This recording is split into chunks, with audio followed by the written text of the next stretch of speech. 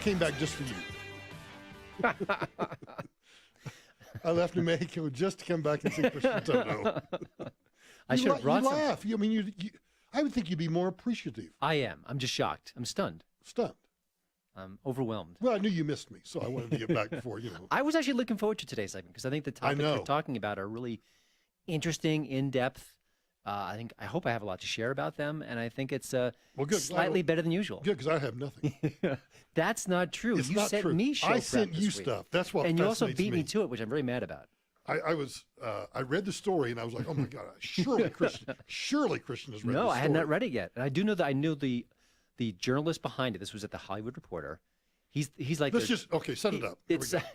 So there's a movie that's in production right now. It's about Roe v. Wade. Yep. And we know nothing about it because the entire production has been a excrement show. And not so much that they can't get their stuff together. It's every which way they step, something bad happens. And by something deliberately bad. Yes. Going on a college campus and getting denied access to shooting at a certain location, having people from the crew, the director, an electrician, leaving in a huff. The electrician, I think it leads the story. Yeah. I said, it turned to the director. I guess she said, "Are you the director of this project?" He said, "Yes." And she said what Robert De Niro said to President Trump. Right. And stormed off. And apparently threw her tool set, whatever. Headset, threw it at him and stormed out. It's an amazing story. It was exclusive to the Hollywood Reporter. The reporter behind it, Paul Bond, he often covers the right side of Hollywood, or at least issues that people on the right care about. He's a nice guy. I met him once a couple of years ago, and but he's a good reporter, and it's an amazing story. I mean, it goes on and on. It's listen, the subject matter is very incendiary. It's certainly going to be a pro-life effort, for lack of a better phrase. And that's going to be emotional for many people. But the last time I checked, you're allowed to make films on emotional subjects. And there's no law that says you have to do it a certain way or else. I wrote on Tuesday at 9:34 in the morning. To be exact. I assume you have seen this, ... Do you want to discuss it in the context of the censorship and refusal of employees and locations to cooperate, and not in the context of abortion itself? Oh, yeah. Or is that even possible? You write back, Michael. That is, in all caps, the story, ... The inability of the industry to allow a movie with a message they don't like to be filmed. It cuts across colleges, Hollywood, and more. It's amazing and sad. And of course, we'll talk about it, along with how Jack became black. Yep. Christian. Reading her emails. Well, I don't put the other stuff in there about what a dirtbag I am. And things, that's right. But the typical incivilities. You have to edit them as possible. I was flabbergasted by this story because it goes into in-depth. Now, do we have a name? We don't have a name for the movie yet, right? I don't think so. I think they're all we know deliberately is not. It's about the case Roe v. Wade. Yeah, and I also will say I know some of the people behind the scenes, and they're not really talking that much about it. Which I understand. Yeah. I wouldn't talk to even friendly reporters about this. No, I wouldn't either. So the story, at least in the beginning, talks about their on-set in New Orleans. Mm-hmm. They've rented something. I forget what it was, like a convention hall. The shooting on campus, yeah. Yeah, someplace. And they're trying to keep everything under wraps, not letting anybody know anything about what they're doing, because caterers are walking off, electricians are walking off, people are trying to keep people from getting onto the set. Mm-hmm. I mean, it is fascism run amok. It's amazing. What's also amazing is now I know that sometimes different outlets don't want to pounce on a scoop because they got beat to the story. Right. But that happens all the time. If an actor says something incendiary on Yahoo News, every other outlet will say, according to Yahoo News, Johnny Depp said blah, blah, blah. Right. So it's not, it happens all the time. So this story comes out, and this is something I've covered for years. Every year or so, give or take, we get a mainstream media story, just one, that shows you the blacklist, which John Nolte calls it. I call it too. John Nolte from Breitbart News. That's what's going on. To be a conservative telling conservative stories in Hollywood, you've got 2 marks against you, maybe 2.5 marks. Well, and let's be careful, because when I don't have the story in front of me. Okay. But as I recall, the story does not tell us that they're discussing Roe v. Wade from a conservative point of view, or even that the court decided it on wrong grounds. I gather that it was just more about, okay, here were the factual situations of the case. Here's how it got into the court system. Here's what the Supreme Court said. I have to disagree there. The sense I get, I don't know, I have to reread the story. I thought it was more pro-life than anything else. Also, the fact that you had multiple. Oh, I think it was pro-life. Yeah. Okay, yeah. But I mean, so I think listen, if they were making a movie that was supporting Roe v. Wade, the decision, the results, then they'd have no problem making this movie.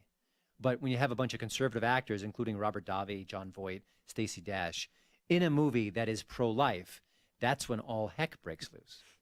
The minute I saw that John Voight was in this film, all I could think about was the character that he plays on the Showtime series. Ray Donovan? Yeah, Ray Donovan. Mickey Donovan. All I could think of was, well, just turn Mickey Donovan on the electricians. They may have Mickey to. Donovan and just beat the crap out of him and say, get back to work, boys. Yeah. Every year there's a story like this where actors admit they can't say what they want to say for fear of reprisal. People on the crew. Just stop right there. Okay. You just said we have stories all the time about actors not being able to say what they want to say or what they believe, and in this case, or what's in the script. Well, this is getting worse, for sure. It is worse. Yeah. But I'm talking about in the past, this is what, if you're right of center, you have to be quiet, you have to keep your views hidden, or there'd be repercussions. And people are acting that way. They're hiding their views. And there are rare occasions that John Voight, who's a legend, really, he keeps working. But now they're literally hiding. Literally. Now, the thing is, okay, let's play the devil's advocate. All right. If I'm an electrician, I can choose which movies that I work on, in theory. So if it's a movie that explores the joys of Scientology, I could say I don't want to make that movie, in theory, right? I don't think that's an end-of-the-world situation.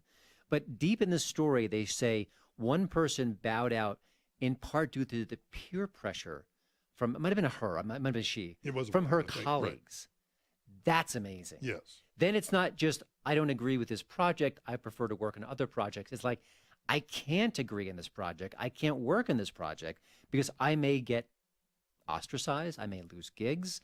Also, another note, I spoke to John Sullivan, the director, I think co-director of the 2016 Obama's America. This is a couple of years ago, I think when I first started my website. And he told me that certain people on his crew worked under assumed names. Again, this is behind the scenes, not the stars of the movie, but like the crew members, because they were afraid of repercussions if it was leaked. Or maybe like IMDb showed, oh, Fred Smith, well, he worked on this movie. That's pretty good. I like that movie. 2016 Obama's America. Oh, yeah, we're never going to hire him. We're not going to hire him. I also did a story about a comedian. His name has escaped me. He was on a podcast talking about how casting directors worked and how the casting directors, this is just one example, it's anecdotal, about how one casting director said, well, I looked through, the would-be actor's Instagram feed to see if there's nothing crazy. Maybe he's a Trump fan. As reasons they may not hire them. I use the word fascism, and I mean it in every sense of the term. It truly is liberal, progressive fascism. And it's projection because everyone on the left is saying that the right and Trump are fascist. It's psychologically fascinating. Right. It is fascinating because I still, this section's supposed to be about the intersection of Hollywood and culture and politics and all of that. This, to me, is... I don't know how long it seems like we've been doing this forever. I mean, it's like, it just feels that way. Yeah, I know it feels like forever. I think this is probably the story that, and I don't know, I mean, I read your stories. I read everything you send me. This was like a punch in the gut when I read it. Because this is about our society and people who are prohibiting people, or at least making it difficult for them to express their views. And what does Hollywood collectively or individually say about this? You would think they would be on the side of, hey, listen, we hate what they're saying, but let them film it. Crickets.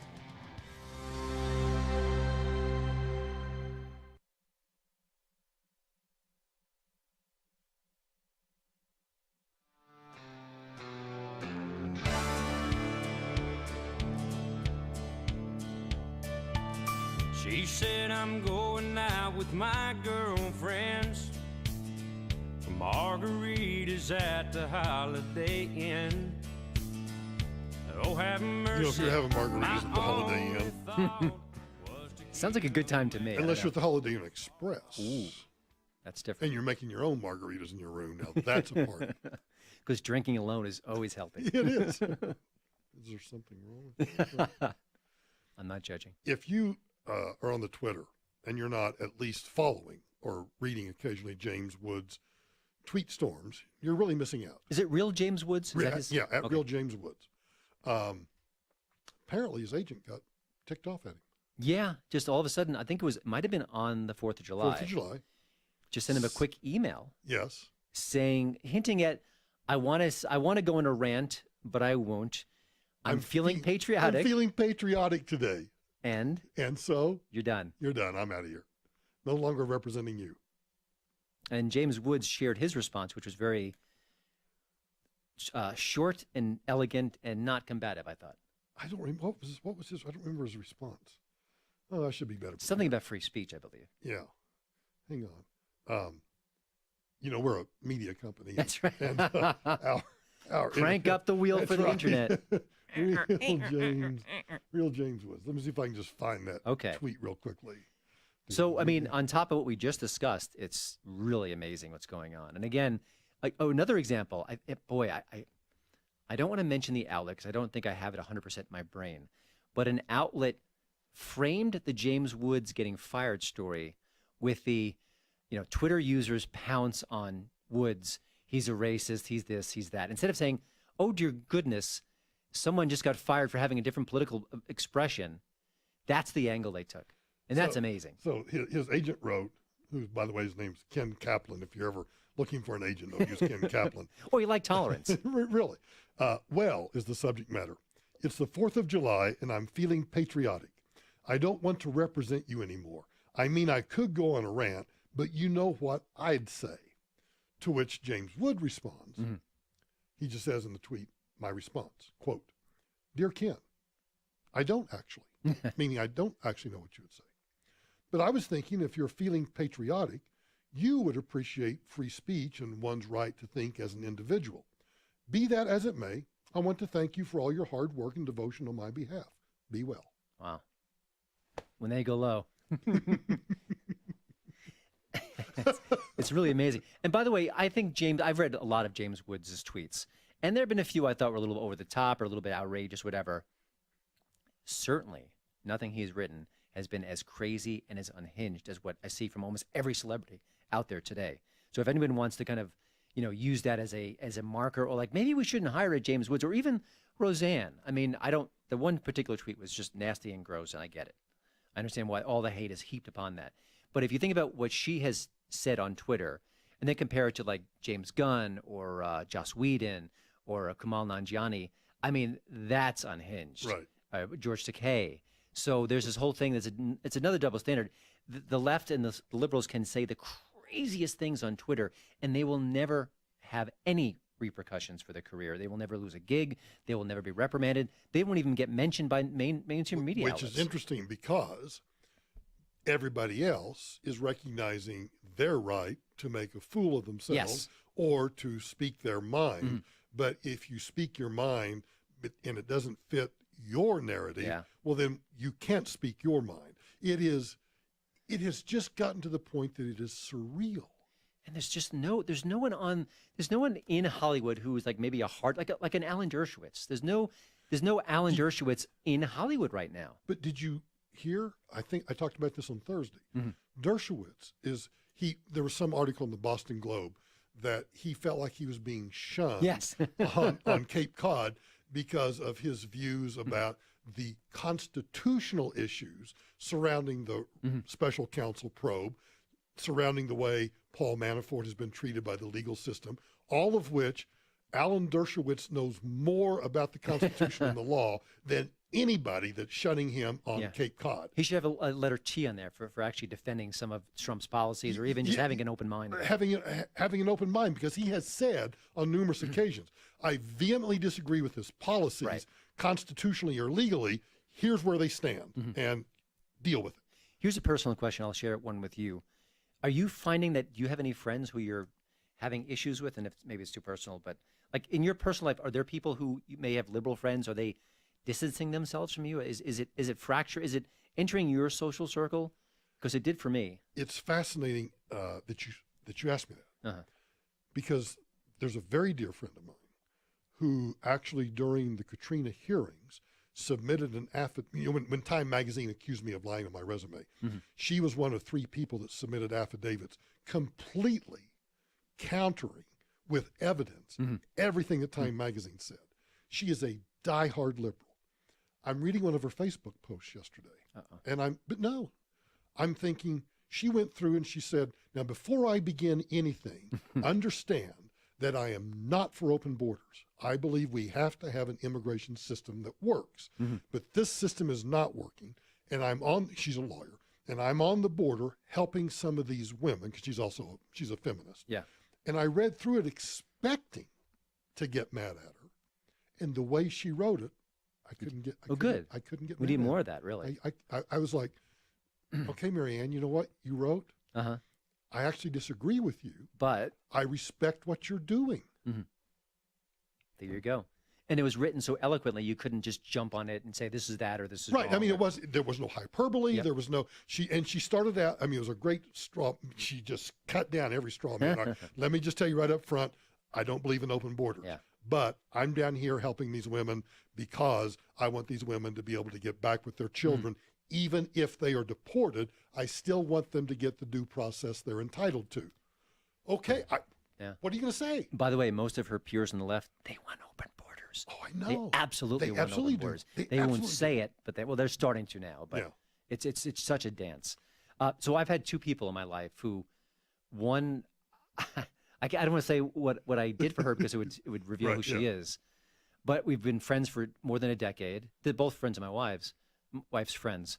And then one of them attacked me on Facebook on a private message saying, well, how did you write? Would you write that? I was just amazed by it. And the other one, the last time I saw her, she gave me the stinkiest of stink eyes. And I've never said publicly anything against her. I've never done anything wrong to her. I've been great to her husband. I think he's a nice guy. Never, never, never. But I guarantee it's politics because there's no other explanation. Stinkiest of stink eyes. Like I kicked her kid off camera or something like that. This happened. And this is going to get worse. Yeah. Oh, it is going to get worse. Yeah. I rarely block people on Twitter, but I did block this one guy, and I didn't even mention any of what they had tweeted. Well, I'll tell you after the break, because I was snarky, but not to any. It was just a general tweet, so that I wasn't saying, Christian Toto said this, and I think it's stupid. Yeah. I just made a comment. I'll tell you. Okay. You're listening to The Michael Brown Show.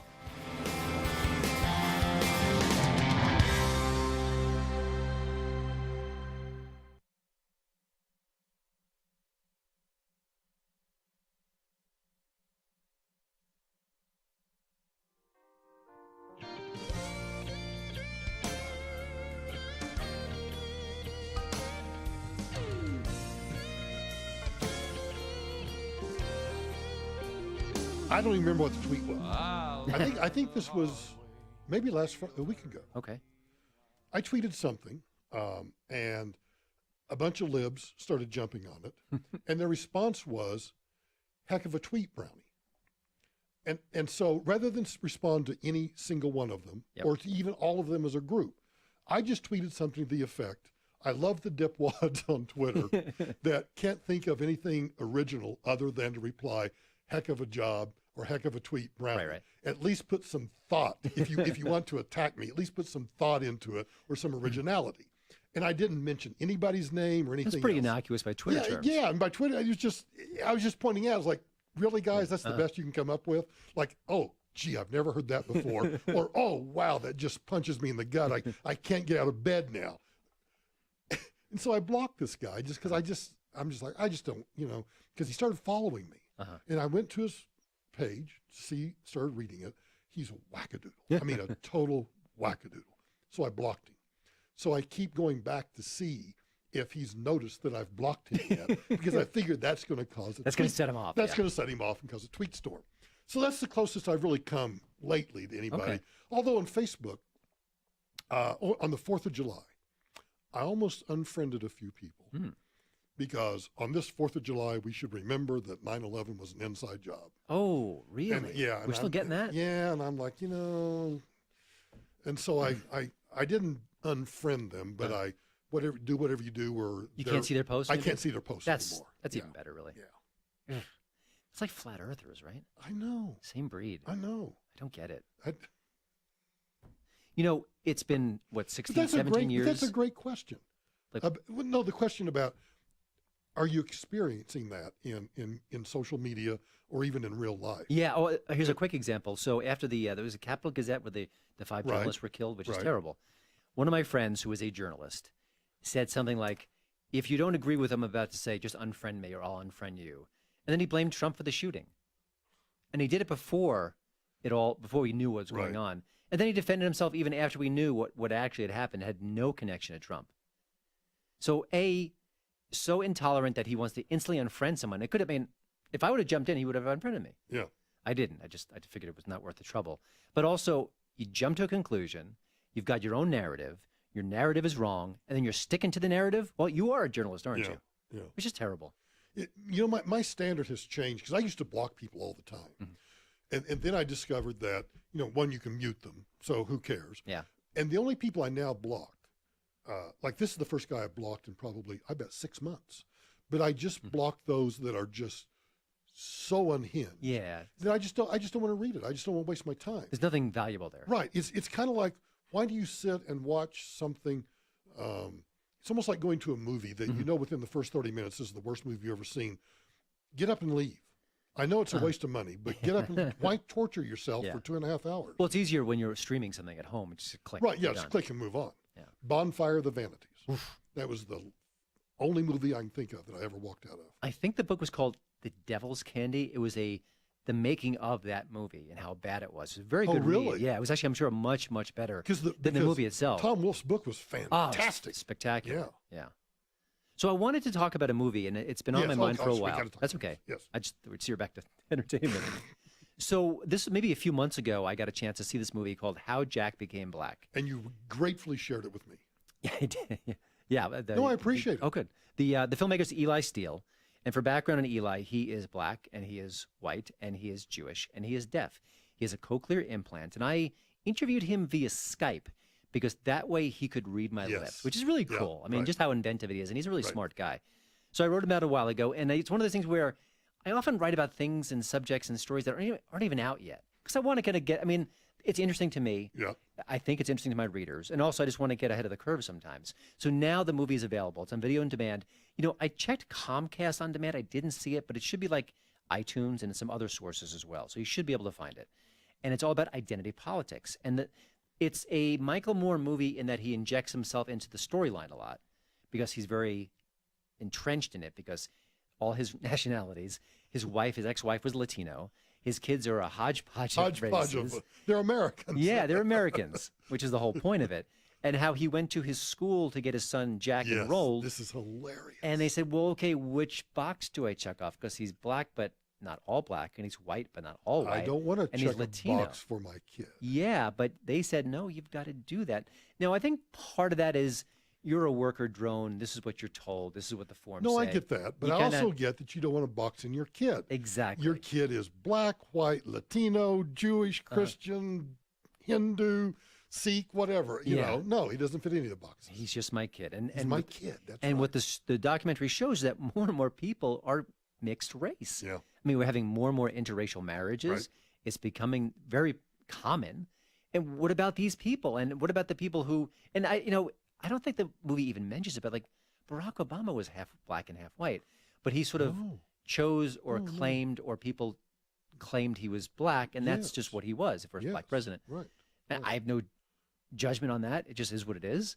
But there are many people like Barack Obama. Which is why I'm declaring right here and now on Hollywood in Total segment of the Michael Brown Show, I think that under affirmative action rules, we should have a box that says mutt. Mutt. Mutt. We may need to rebrand that. I think we should rebrand it. Maybe do some brainstorming on a better name for that. But in essence, mutt. No. Now you're trying to be politically correct. I'm done for PR reasons. No. Mutt. All right. People go to the shelter to look for mutts, and they turn out to be the best dogs in the world. That's true. And by the way, like I think almost everyone is. I mean, everyone that I know is very rarely do you meet someone. Oh yeah, I'm 100% Italian or I'm 100% Iranian. Often people. Angie's 100% angry. Can't blame her. 100% mean. Like I am Irish and Czech and Italian. Whatever. I don't know. I'm whatever. 23 and me. Anyway, so the documentary is wonderful. It's smart and back me up on this guy. I think you liked it too.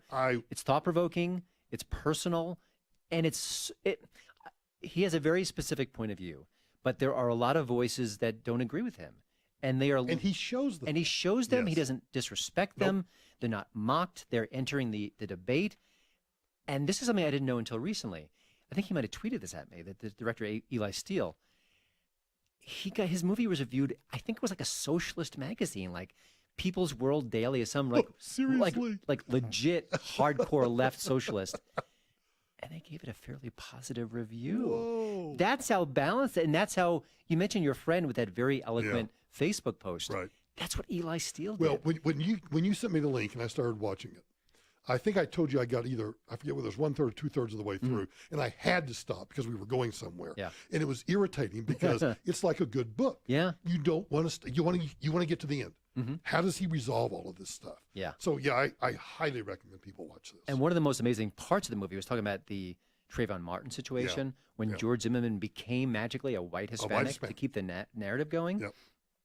Insane. And we emailed back and forth recently. He said he's going to be working on a Ferguson documentary. I think it's just the beginning stages, but I'm already very curious to see what he does next, especially with that topic. Yeah. But it's a very good movie, and I this week. So you think on demand? You think iTunes? iTunes is I know he specifically said that. Netflix, maybe or no, not yet. But but even Amazon Prime has you can buy a movie or rent a movie. Yeah. I would check out that. Vudu is one. And in fact, I would say if you have the opportunity to rent the movie, just to give him some money, go rent the movie. Oh yeah, absolutely. Absolutely. Worth your time. You're listening to The Michael Brown Show.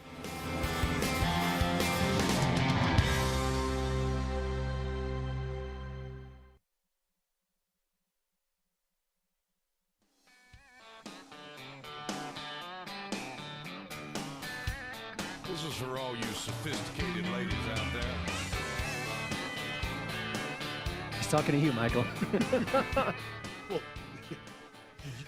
With your summer dress and your high heels. Did you know what we were going to talk about next? Rug and tug. Oh. Good night, everyone. I don't know why that strikes me as so funny. Well, Scarlett Johansson's back in the news. Okay. So recently she was in a movie called Ghost in the Shell, based on a very popular anime series, cartoons. Gosh, I just must have missed a that property. one. Yeah, it bombed to the box office. Right. Didn't get good reviews. I never saw it, but it was based on a very popular. I haven't been to the movies in months. There is one. You like superhero movies? Yes. Ant-Man and the Wasp opens this weekend. Oh, okay. So much fun. Oh, okay. So much fun. All right. Like just funny and warm and clever. Ant-Man and the Wasp. Yeah, and it's Paul Rudd, who's excellent, and Michael Douglas, Michelle Pfeiffer.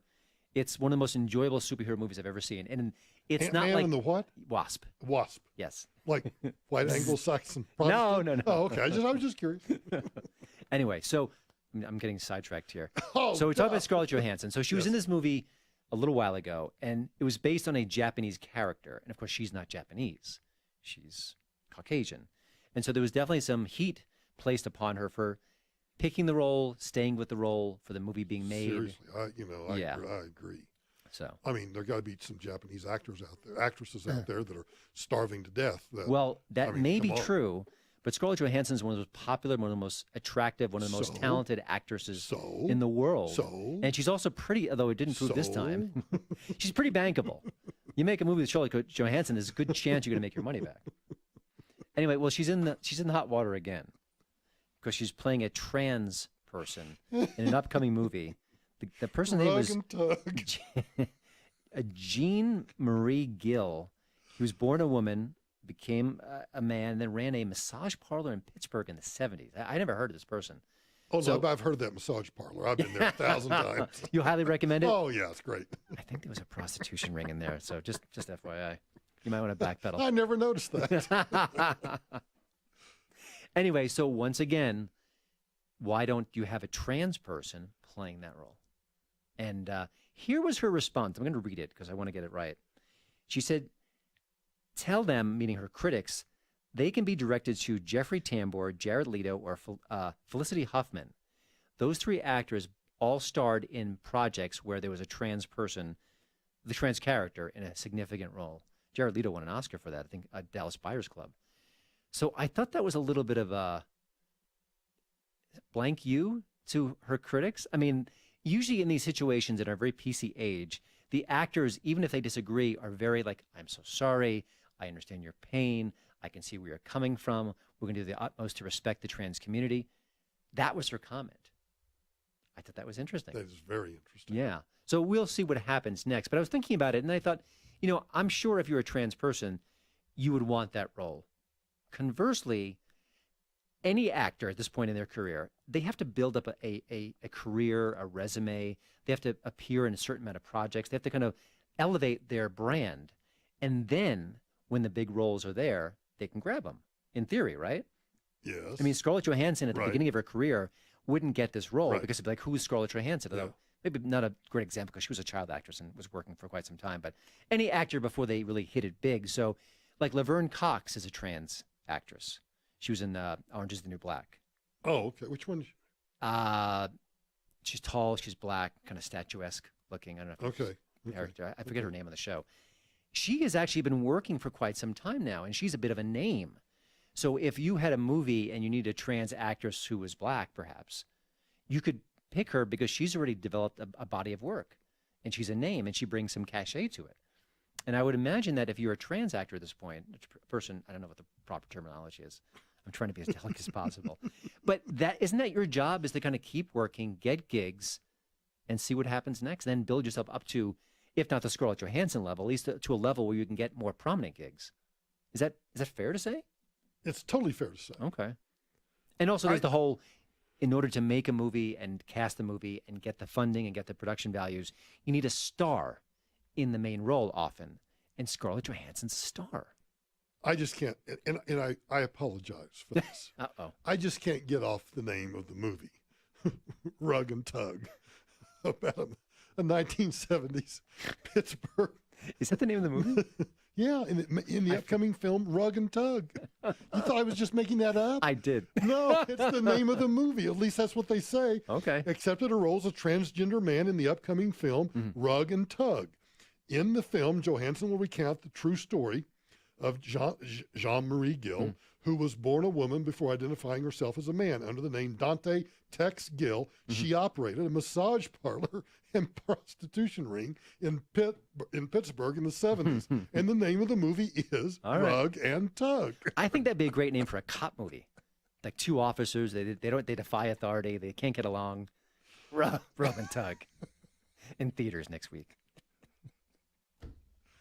Angie, are we out of time? Just by any chance? Are we out of time? I think we're out of listeners. Christian's just trying to be so serious about this transgender movie, and I'm stuck. So there were a couple of tweets. These are nobody's, I guess. Scarlett Johansson is canceled. I can't get over how selfish Scarlett Johansson is. No offense to Scarlett Johansson, but there are many beautiful trans women in the world, and I mean many. So ask Hollywood to keep looking. Dr. Eugene Gu or Jew. What's next? Is Scarlett Johansson going to play Barack Obama? I think we should greenlight that. Yeah, come to think of it. There you go. There you go. She's got range, kiddos. That's where we are in society now. The least You're flummoxed. I am. I'm just, I think all of this stuff, think about what you and I have discussed in this segment. We started out talking about Roe v. Wade, or whatever the movie's going to be called, and the fascists who are trying to prevent someone from exercising their First Amendment rights through intimidation, through violence, through peer pressure, through every means possible, every means necessary. And all they're trying to do is make a movie, which is... Are they afraid of the message? Yeah. Yeah, or are they afraid that another point of view is going to be entered into the equation, which I is think interesting. all of the above. And by the way, I've heard a lot of stories about speakers on campus and Ben Shapiro and Dennis Prager. Right. And often when they say, we tried to appear at this college and they said no, and the college always says, oh no, it was logistical or it was scheduling. Yeah. It happening again Right, and again and again and right. again. I'm not buying it, So man. we've gone from that to Mm-hmm. now people, those same people are now ripping apart Scarlett Johansson Yeah. for, as an actress, playing a transgender person. How long before she's interrupted in a restaurant and maybe throwing food at her or something? Oh, I'm sure it's already happened 1,000 times. We just don't know Just it. don't know it.